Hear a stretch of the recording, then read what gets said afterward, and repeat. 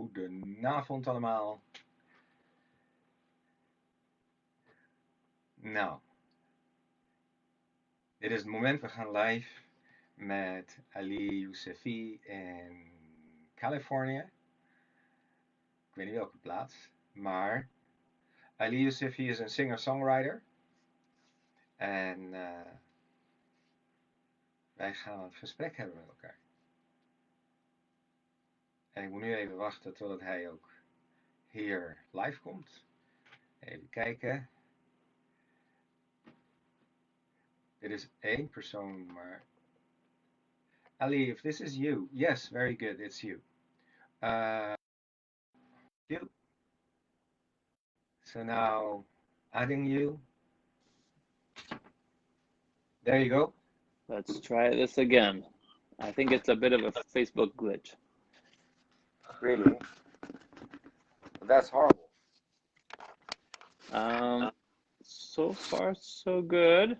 It seems to be like, you know how the live feed is kind of playing on its own. It always has a bit of a delay.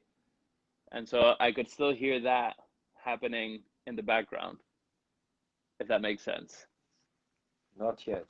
You have what do you have in airplane? Can you hear me okay? Yes, I can. You can? Okay. So far so good. I think we're good. Yes, and concerning, well, I don't know what the delay is. It doesn't take that long for me. So if I say hi. Hi. That didn't take very long. No, it's the feed in and of itself, the live feed sometimes has a delay, and it seemed to be playing in the background of our conversation. So I could hear our conversation, plus I could hear our conversation like 5-10 seconds later, which was very disconcerting. But now it seems to be working. So yay! Wonderful. So, Ali, welcome. Thank you so much for the invitation. It's lovely to be with you and lovely to chat. It's been a while. Yes, it's been too long. I think it was in Gambia, wasn't it, that we met last time? Last time we saw each other in person, yeah. I think it was in Gambia. Gambia, Africa. And yeah, you were there. So what happened? You guys you wanted to settle there, and then things started happening. Yeah, well, my wife has family there, so she actually grew up in Gambia. So we went there as a way of, we were looking into different possibilities of places we might want to settle outside of the US. Both of us I grew up in Latin America, she grew up in West Africa. So both of us kind of had our heart on maybe setting roots outside of the United States. And we were there for a good year or so, and she was working with her family, works in development, and now is also working as a musician. I have the bounty that I can work from wherever I am, as long as I have my computer and my microphones, my guitar. And and I was also helping out with some projects there. And we really thoroughly enjoyed our time there. Gambia, whoever hasn't been to Gambia, it's such a beautiful country, and I know you've been there a few times, and it wins one's heart over very easily. Yes. But mainly the reason we left was as the pandemic started spreading, traveling to different places was becoming increasingly hard, and for different medical reasons and stuff like that, we needed to be in a place that had better medical facilities for other reasons. So we decided to for now, leave the Gambia, and we ended up venturing back to California, where we were previously. So right now, that's where we are. Very good. And what are the plans for the near future? At this point, I think we're here for another year or two. Okay. And then we'll see where the wind blows. Both of us we feel like feathers blowing in the wind. Wherever the wind blows us, we end up going. But for now, My wife and I are actually expecting our first child, and so that'll give you some roots. Yeah. Well, that brings up an interesting An episode. interesting topic, yeah. Yeah, yeah, yeah, yeah, yeah, yeah. Well, maybe I'll start a little bit about that funny subject. Sure. Uh, I started drawing names, and so I think it was in February that I said to you, "This is what I do, and I would like to offer you this." Because I really like you guys. And so I drew your name. That's correct. And we spoke about it. And then I drew also Shadi's name. Mm. Shadi is his wife. So then, when I was drawing, and I couldn't discuss this with you, when I was drawing, I had the feeling that there was a very little baby, maybe, but I didn't dare to believe it myself. So what I did is I drew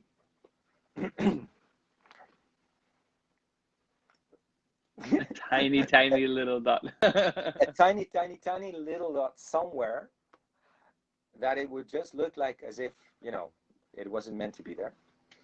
And when I offered it, I also asked, do you guys have any plans? Um, and because what I somehow sense that, it's a sensitive subject, right? So that's not why Yes. I didn't want to say, hey, you guys are pregnant. Who am I to tell you guys that you're expecting a baby? You should find out yourself and stuff. And so I just, I thought, let me just ask, do you have any plans? So anyway, and then you guys said, no, not that we know. Do you know something we don't know? I said, no, I don't know. Anyway, so, and here we are. And here we are. Yeah, there were some interesting things about both of those drawings. I remember also with mine, there's a couple of things that mentioned and everything that really they went kind of straight to the heart. Yeah. So really, thank you for that insight. It's such a beautiful gift, and I know I've been reading a lot of the comments of the different friends who have had the opportunity to do one of these name Yeah. drawings, and it's a very insightful experience, and has led to some very deep conversations also, I think, about Yeah. those topics. Well, you're welcome. It's my pleasure. It's not mine. Gift. What a mystery, huh? Yeah. What a I mean, mystery I don't indeed. understand myself either. I mean, I just do it. Mm. But who is Ali? The guy, that guy. Who, if you would describe Ali, yourself, what would you say? Would there be one thing, one short sentence, topic, bam? Hmm. Wow. Never had to sum it up in one sentence, but I think he is a person who is trying. I think, aren't we all? But I've And always liked this. what is he trying? A little bit of everything. No, I mean, Okay. I've always liked this. I've truthfully have never gotten to a point where I felt like in any aspect of my life, like, oh, okay, I have this figured out, or I have, I'm a musician, as you know, and I think that's a big part of what I feel is my identity, my purpose, my calling. Yeah. Um, so I think that runs pretty deep. But even when it comes to that, I still feel like I'm still trying. I don't know. Sometimes I don't feel like I can call myself a musician. I don't, Other times I do. So I think yeah, we're all just you know, trying the best that we can in whatever field, and hopefully soon we'll be trying to be parents and and but yeah, I think that that defines the journey better than anything. But yes, I guess in worldly terms, I guess you'd call me a musician, a music Yes, therapist. My field was music therapy. That's what I studied in yeah, college. Um, I didn't know that.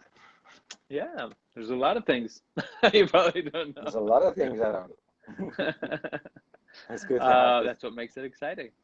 But Yeah. yeah, I grew up in Chile in South America, and then after I finished college, and I actually spent a year doing a period of service of like community service, um, working with children's education and virtues education in the Caribbean. Actually, my family lives there, Mhm. and after that, I had a lot of experiences with music during that year, and then throughout my early childhood and everything. I come from a family that really appreciates and utilizes music in many different ways, and I always felt like there was a bit of a calling there, and you know, whenever I thought of myself in the future, I was like, whatever I do has to involve music in some way, one way or another.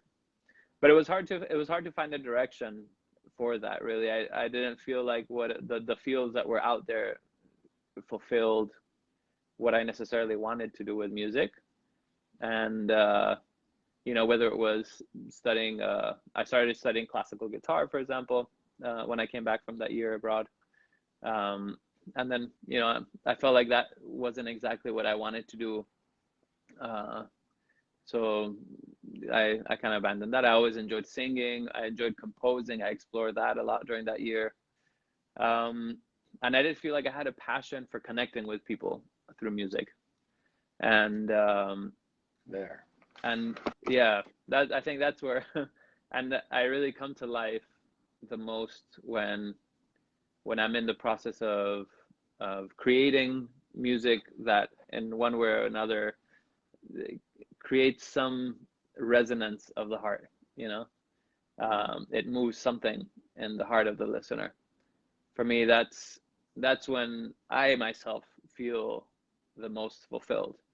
um, as you were saying earlier, you know, sometimes we have gifts, we have intuitions, we have, you know, everybody has I think their Yeah. own set of skills and gifts, and and I think we uh, feel the most alive when we learn to utilize those gifts, and we put those gifts to the service of those around us. And so I decided, I found this field of music therapy, and it was a program offered actually in Argentina. So I ended up moving to Argentina to pursue a degree in music therapy, um, which really, I think, set a course for kind of my understanding of music and the potential that it has in many different uh, in many different aspects of our life.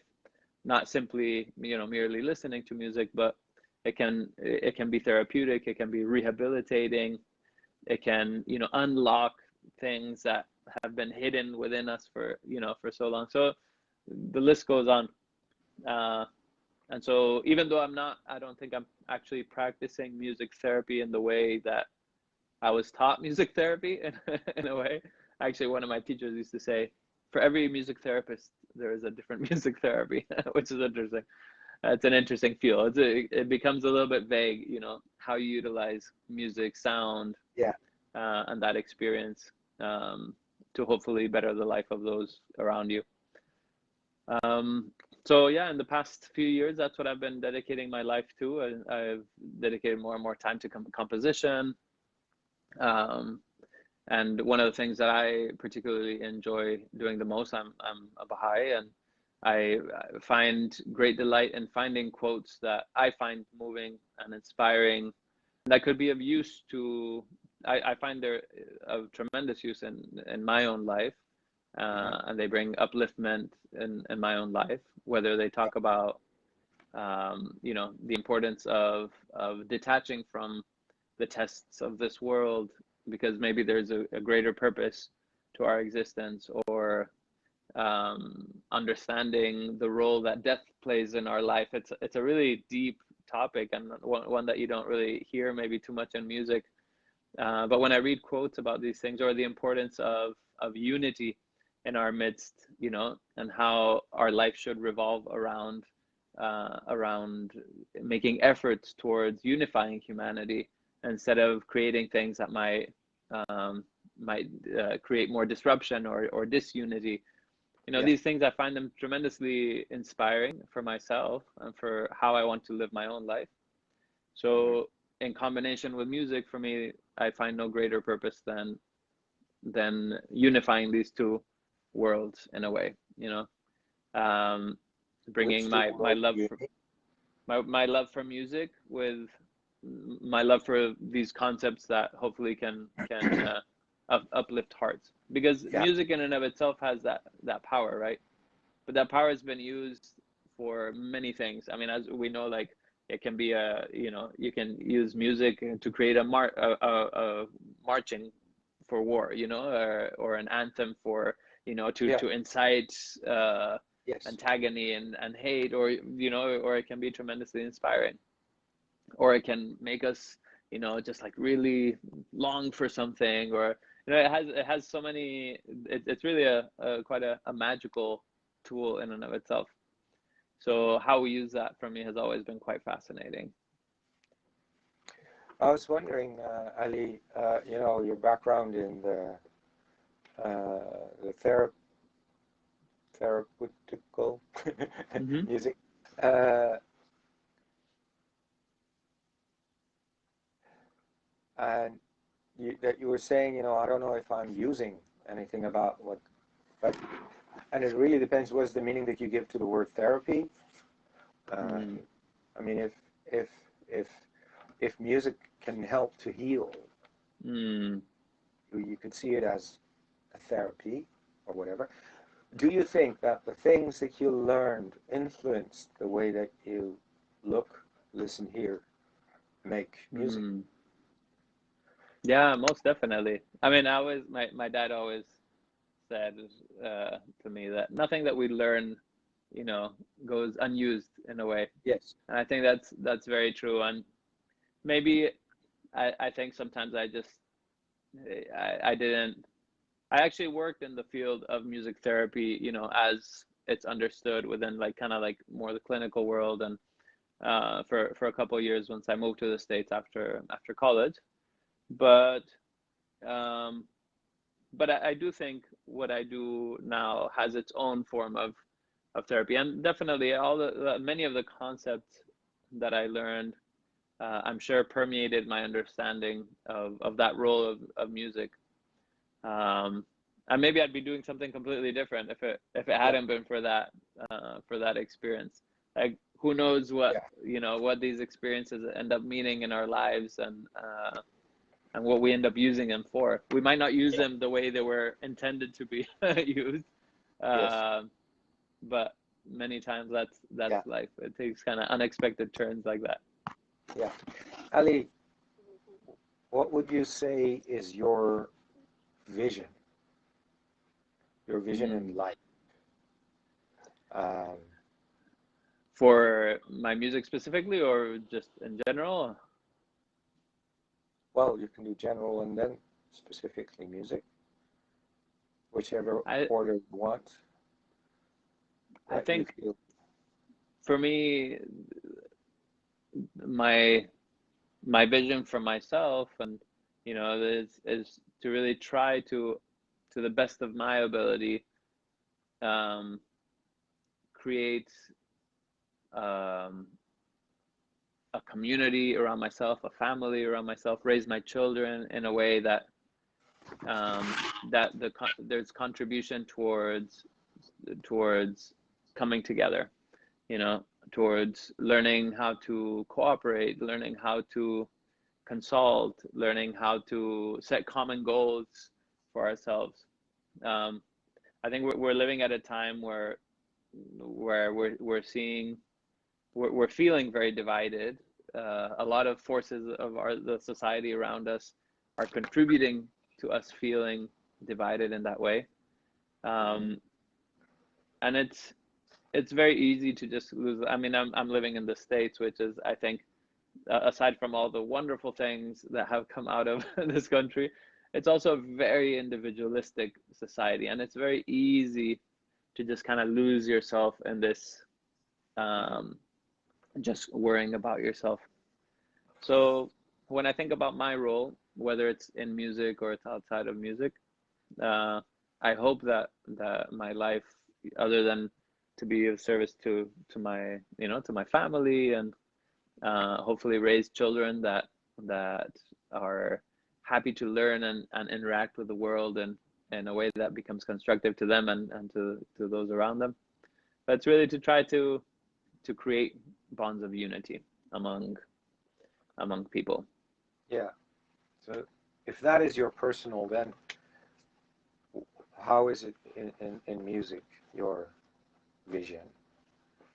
My music and vision, Is it? yeah, Is I there think a difference? it's no, I think it falls along that same, it Okay. falls along that same line. Good. I think everything I do with music, well, part of what I do, you might have been exposed. You have actually sung in one of my songs. One of Yes. the styles that or I don't know, types of projects that I become really passionate about is, Yes. and for some reason this idea I think was in the back of my mind for a long time, and I wasn't sure exactly how to bring it to fruition. But there's a song I composed maybe 10, 12 years ago or something like that, and which was from a Baha'i prayer, and it was very simple, very short, and it Which one? basically, it's called Unite, Unite. and it basically says, unite and bind together the hearts, join in accord all the souls. O Lord, make these faces radiant through the light of thy Yeah. oneness. Yeah. Well, could you sing this for us? I could. I actually have my guitar right here. Do you want guitar or Well, no guitar? with whatever you think is best. Let's Well, see. probably with, Let's do right? let's do with the You're the guitar. specialist. And I will not sing along because there is a delay and it will just Yeah, the mess it up. delay, unfortunately, we haven't gotten to that point of technology just yet. Unfortunately, yes. Yeah. So it says,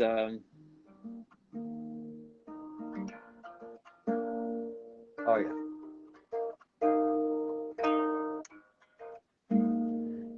unite and bind together the heart. Unite and bind together the heart. Join in accord all the souls. Join in accord all the souls. Oh Lord, make these faces radiant through the light of thy oneness. And then it just repeats, and then more and more people join in, and goes back to unite and bind together the hearts. Yeah. Unite and bind together the hearts. The hearts. Yeah. And this is one thing Oh, that about was this. really wonderful. Hey. Thank you. No, One thing really, about really, this really. song is, I think there's something about the words, something about the simplicity of Yeah. the chords and the melody. And the first time I started singing it in front of other people just, without me asking them to, they just started singing it. After, me Yeah. singing it 2-3 times, they're like, okay, it's catchy. Like, I learned the melody already. Let me start singing it. And I think a very powerful thing happened for me at that particular moment, because it's like the quote itself, or the prayer itself, started coming alive and started Yeah. fulfilling itself, Yeah. And I was like, oh, this is exactly what this is actually trying to Yeah. convey. It's doing the words. Yeah, The exactly. words are coming alive. It's They're happening. becoming a reality. Yeah. So for me, that Be was a nice. very magical moment. And the more I taught it to people, the more people kind of like just sang along, and they became familiar with it. So I would start singing it, and immediately people would start singing it. So as you know, one of the things that I'm very passionate about, which I was starting to say, was this aspect of global collaborations, right? Yeah. And so So since then, I've if Mhm. you wrote this song as a song about 10, 12 years ago, when was it that you went to do the collaboration? It wasn't actually much longer after that. Okay. I was living in Haifa, Israel at the time that I wrote that. Mm-hmm. So that would have been about 2010. I think about a year later, 2 years later, maybe I'd left Israel and I was in Serbia, living. I lived there for about 4 years in Eastern Europe, and I was there also helping with the development of like community activities, uh, particularly focusing on junior youth empowerment, and um, and then I had this this vision for this song that, oh, how lovely would it be to have friends from different parts of the world singing this, and have a video of sorts of this. So anywhere I would go, I would travel. I was doing some travel for the projects that we were doing, and anywhere I would go, I'd take my camera, my phone, my microphone, and I'm like, "Ooh, would you be interested in like?" And if anybody Yeah. is interested in singing this, I'd love to like Yeah. have you be a part of this, and I would explain the Yeah. vision of it. Now I think these types of videos are very common, but back in those days there wasn't that much of it. And so yeah, we I think we had a total of maybe like 35 friends from different countries, and also instrumentalists that came together.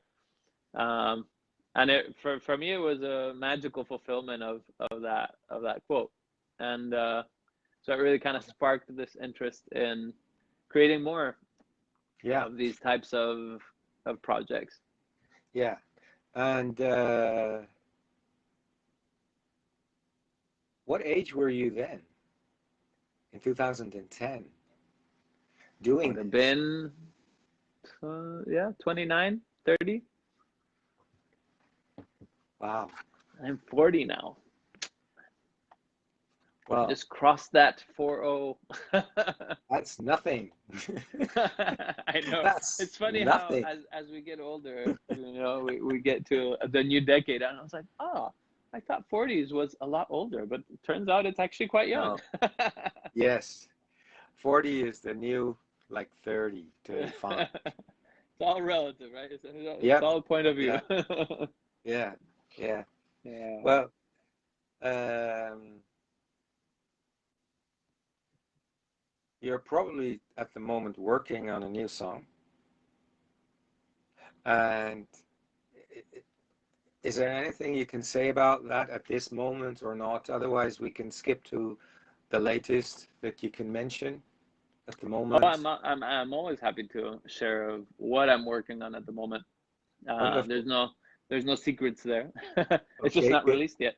But one so this aspect of global collaborations have led me into, I think we've released now, other than other singles and albums and stuff, I've released maybe a total of roughly about 5 of these global collaborations. They're very time consuming. When I worked on this first one, Unite, it took me about 2 years from the time I started recording it till the time I Yeah. collected all the videos, and that was only 35 people. Now, of course, we have a lot more means of communication, and certain things are a lot easier. So we've had increasing numbers of people, but it still takes a few months to put these together. And I've been venturing a little bit more into choral music and orchestral arrangements. So this latest piece that I'm doing is actually 4-part harmony choral piece, and it involves a string orchestra section. And I've reached out to people around the world to participate in that, and we have I think between 40 and 50 people. It's less than the previous projects. I think we've reached up to maybe like 400, 450 people and some of the global collaborations, but they've always been very easy sing-along, right? Kind of like Unite. But this is the first time that I'm kind of trying to create something that's a little bit more complex. And as far as logistics, it's also a lot more complex because now there's a lot of moving parts which other people are participating. And it's one thing if I'm creating the moving parts, I have control over that. And then I ask people to do one thing, and then that one thing is very easy to kind of to handle and edit and everything. But in this case, I've created, you know, maybe a total of 12 different string parts and 4 different harmonies and everything. So now there's all these different moving parts and friends adding their parts to that. Yeah, could you for us give us examples? Examples of? Well, these different harmonies. Could you sing, this is the one, this is the other one, and this is that one? And is that possible? It is. For example, the beginning of this song starts with just simple oohs, right? So, for example, the tenor part, which is the main part, sings ooh, wait. Ooh,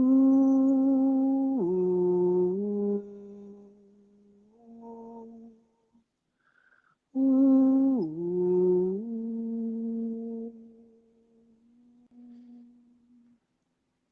And then a part higher, like an alto or something, will sing.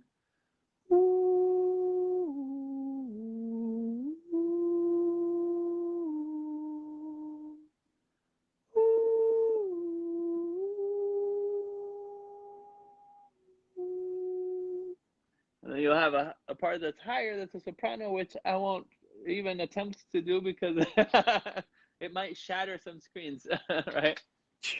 So for me, the concept of harmony has always been really, really fascinating, both musically and kind of as a bit of like a spiritual concept, if one could say so, also.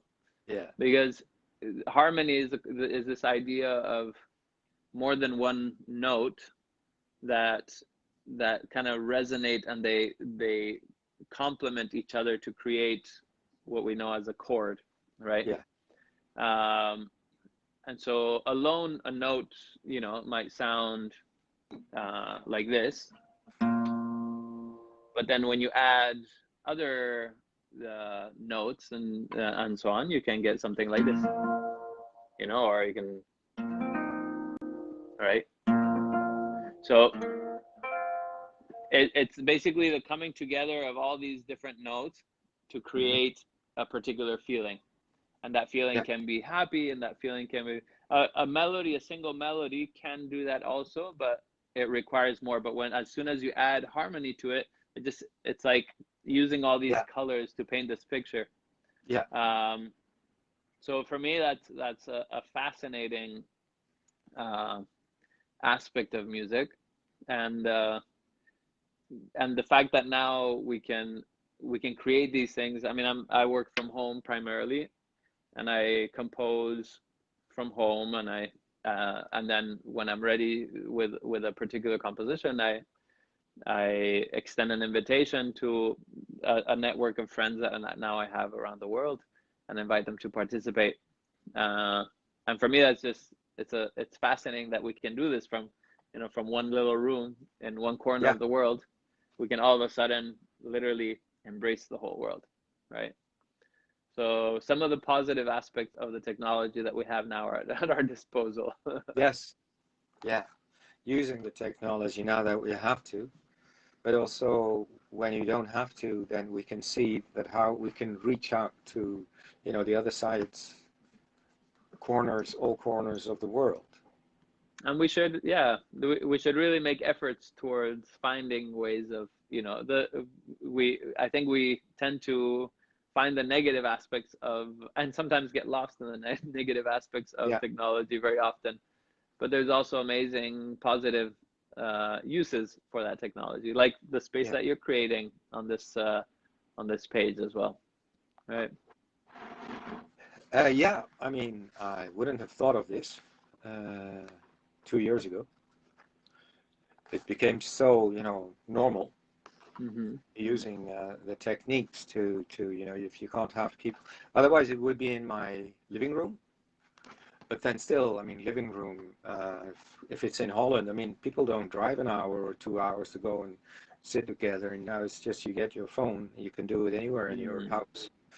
But we shouldn't forget that aspect too. Once the pandemic is over and things go back to hopefully somewhat close to normal, I think there's also a tremendous value in hearts connecting in the same physical space and sharing stories with each other and sharing the aspects of their life. I think there's something very powerful that we need to not forget, because I think also a lot of parts of the world we're tending to, it's a lot easier to also, just go home and watch Netflix or, I think we're all guilty of that, like to just kind of like, we don't have to deal with the world if we don't want to.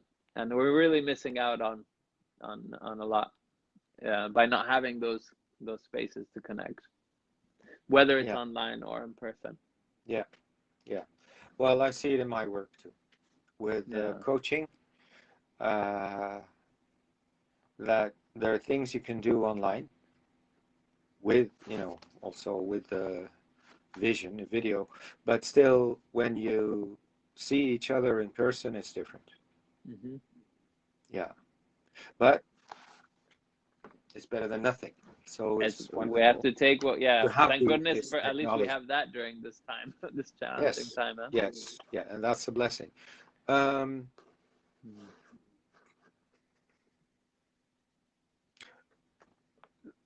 Something that I'm wondering, everything, Spotify, this and that, all these media on which you can listen to music. So how does a musician make money? How do you earn a living? You don't. Just kidding. No, I mean, do you have to give concerts? What is the way to make money for you? Well, my focus has never really been, personally, has never really been concerts. Just because of kind of the nature of the music that I create, I feel it requires a very specific type of space that sometimes it's hard to create. But it is one thing that I'm hoping after the pandemic I'll be able to get a chance to do a little bit more of. But we've seen such a huge shift in the music industry world in the past 5-10 years. I mean, let alone 15-20 years. We've gone from, it's actually funny, I was just in a store the other day and I came across like a Blu-ray, player, and I was like, wow, whatever happened? Like we went from, VHS tapes to DVDs to Blu-rays, and then all of a sudden physical things just disappeared. Yeah. Right.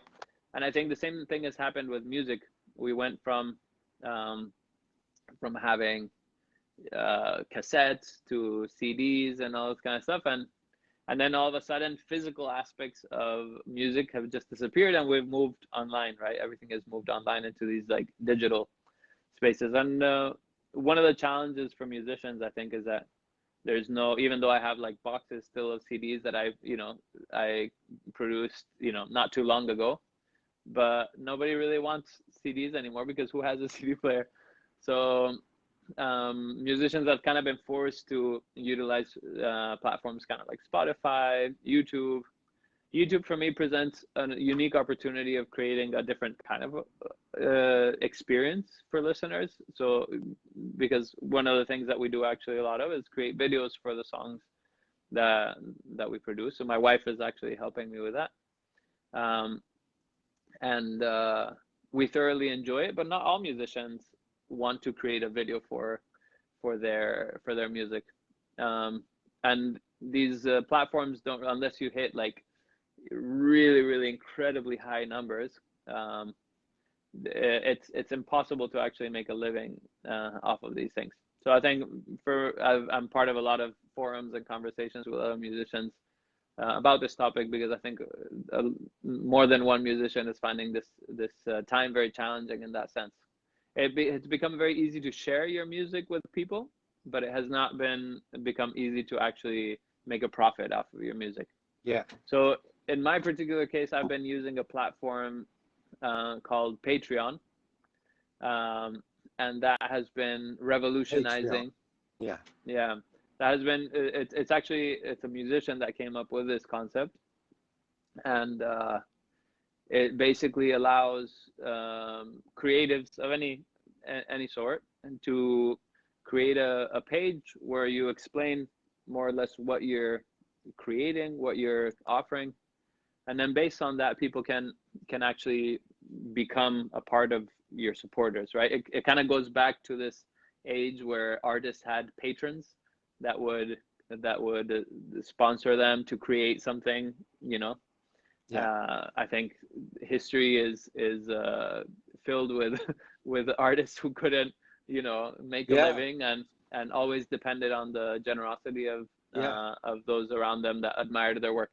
So I think it's in a way it's giving Rembrandt or Van Gogh. I mean, the music doesn't go that far back that I know. exactly. But, you know, we know about them, and now you see how many millions the prices. Exactly, and so many works of art that we consider, you know, the most treasured aspects of humanity would have not come about if somebody hadn't actually sponsored some of these people. So that's kind of the journey that we've been on for the past couple of years. It's still challenging because I think as artists we don't really tend to come with the business chip installed necessarily. We're very focused on our art, and it's hard to sell yourself, and it's hard to bring that topic up in conversation, and it feels a bit demeaning to the art in and of itself. But I think it's an important conversation to be having, because for me it goes a lot deeper than just supporting the arts and supporting the artists and being able to make a living. It goes into topics of value, and like, what do we value, and how do we value the things around us. And you know, we're all contributing in one way or another, as much as we maybe don't like to think about money and what we're doing with our money. And it's kind of like we separate it from like all the things we love or this and that. But in a way, wherever we spend our dollar or euro or whatever currency, is we're enabling a reality of some sort, right? So if we're supporting an artist, we're enabling that artist to actually create something. And if we're you know, if we're spending on a particular product, we're enabling that product to exist. So for me, it's really redefining how we understand money, how we value things, what we value, because it would be very easy to also choose, not very easy, but you know, I think it's not uncommon to choose a career based on the profit that it's going to generate for you. You think, oh, okay, like I need to raise a family, I need to do this. In order to do that, I need money. In order to make money, I need this A, B, or C career. And that's not the case with most. Instead of following your heart or following your calling. So I think for a lot of us, that's kind of the challenge that we face, and it's a conversation we've had so much with my wife since before we got married. And it's constant consultation about what does that mean exactly? What do we pursue? Where do we put our time and our effort? And I think we're very grateful that we have each other on that journey. But it's not an easy one. It's challenged on a daily basis by the forces of society, and it would be very easy to kind of give up and not do this anymore. But I think we both feel very committed, based on the comments that we've heard from different friends and people about what we do. But really, it's an important thing to continue. I want to think about you stopping making your music. I really love voice, but also the music that you make, the collaborations that you enable and produce. That would be really a loss. So maybe it's good to round up this call that we have. It was beautiful. I don't want to take too much of your time. I think it's past your 11 meanwhile. And I don't And know how much longer the battery is gonna last also. yes. There's Yes. also that. Yeah, and the other thing, if you can send me what you just said about this Patreon, because then I can add it to this to this video, which Sure, I will can be send you a link to that. online. Definitely. Yeah, if you send the link, please, because these are things that not everyone knows. Many people don't know, especially not the newer things. It would be good to spread that here, so that they can make their choice. If they want to support anything, they can use it. Yeah, that would be great. I'll very happily gladly send you that link. Thank you so much for this conversation. It's been a pleasure, Bijan. Is there anything you would like to add to finish before we end it? I think just a thank you for following your heart. We've talked a lot about me and my art and the efforts of following my heart, my passion, and my calling. But I think you're engaged in doing the same thing, and following what you feel is your true calling and what resonates with your heart. And I think that's definitely something to be appreciated and admired and be grateful for. So thank you for your efforts in doing that. Thank you for the invitation to have this chat today. Yes. And hopefully you'll be able to connect with more and more hearts around the world, because I think you also have your own way of connecting with hearts and uplifting hearts. Well, God willing, we all have our ways, and I hope to be very successful in doing that for the greater purpose. And I hope that we will meet again in the Gambia, for instance, or anywhere else. Yeah. I hope so too. I'm sure our paths will cross at some point. They will. So thank you. And also greetings and much love to your beautiful, lovely wife. I will definitely Shadi, convey to please. Yes. And see you soon. Bye-bye. All right, Bijan. Take care. Bye. Bye-bye. Take care. Bye-bye.